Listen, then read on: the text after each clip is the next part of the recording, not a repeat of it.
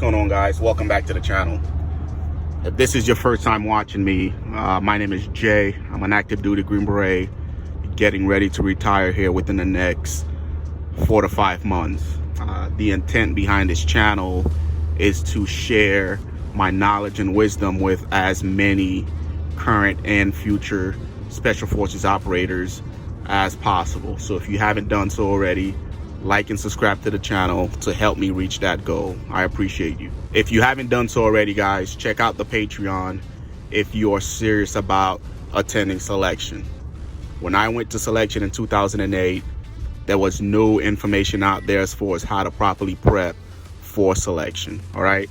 With that in mind, I came up with this concept of let me put something together that guys can gravitate towards, that's going to give them the information that they need to successfully crush selection. All right, because I can give you the information all day every day.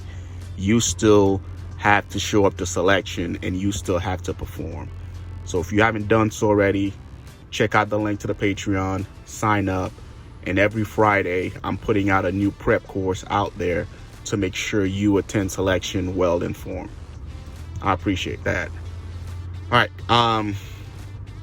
my apologies, guys, because I'm currently moving my family from one house to another. So my little area that I normally use to record in is currently in disarray. So I'm shooting this video from the comfort of my truck. And I think it's a good time to speak about the topic that we're going to cover today, as I'm driving down the road from one house to another to get my family settled in. Over the past couple of weeks, I've had several individuals reach out to me wanting to know exactly what the work-life balance is for a Special Forces operator.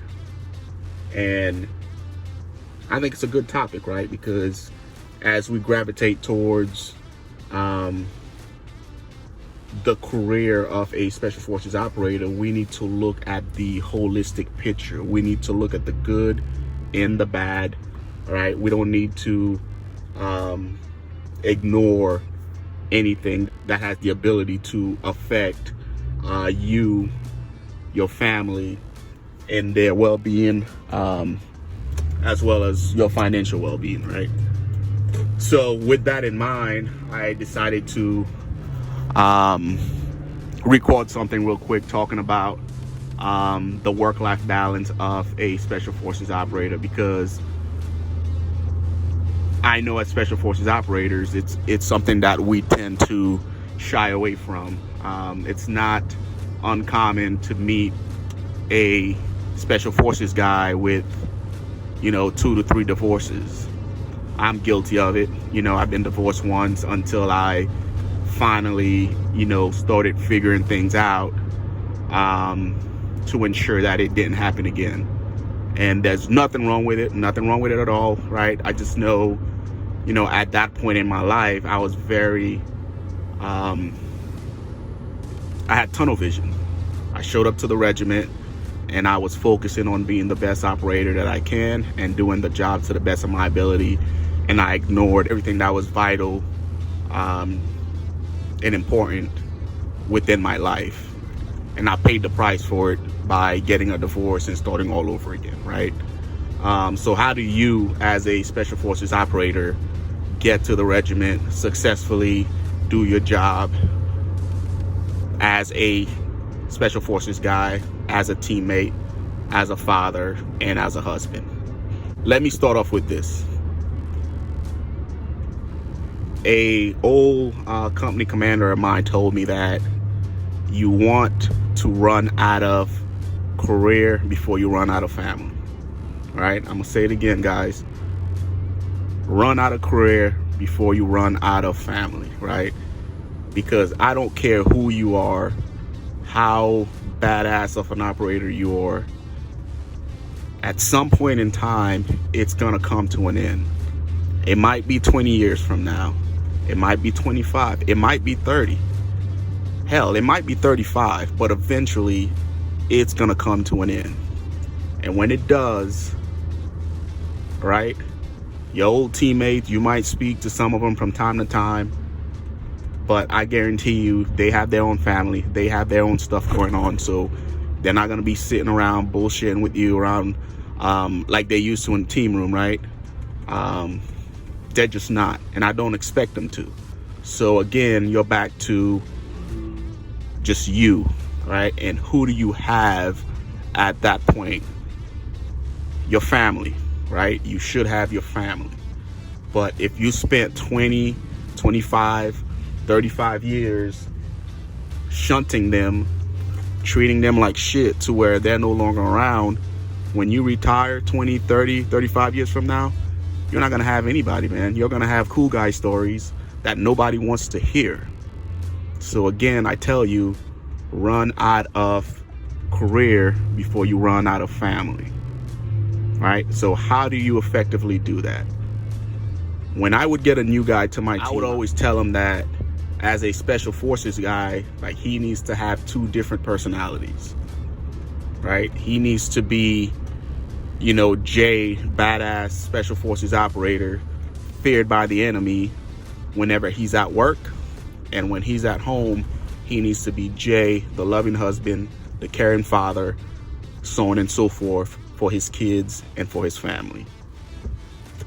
The successful special forces operator knows how to manage the two different personalities. He doesn't let them bleed into each other, right? He doesn't take work home, right? He doesn't take whatever's going on at work and take it out on his family. He doesn't do that, right? As soon as he leaves the team room, it stays in the team room, right? Vice versa, he doesn't take his home life into the team room, right? He doesn't go to the team room and talk about what him and his wife are going through, so on and so forth. He keeps that at home and he works through it at the comfort of his house.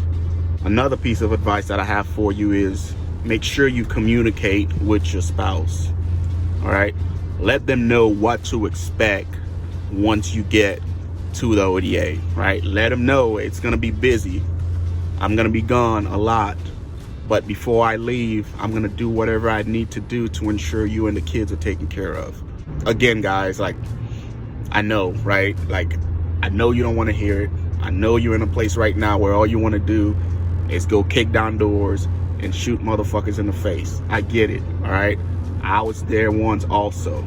But I'm telling you, what you don't want is to wake up 10, 15, 20 years later and wish you had made a different decision, all right? One of the intent behind this channel is to shed some light on some of the shit that I've been through, that I've seen, that could have easily been prevented had someone shared their knowledge, their wisdom, and their experience with, you know, some of the guys that I've served with.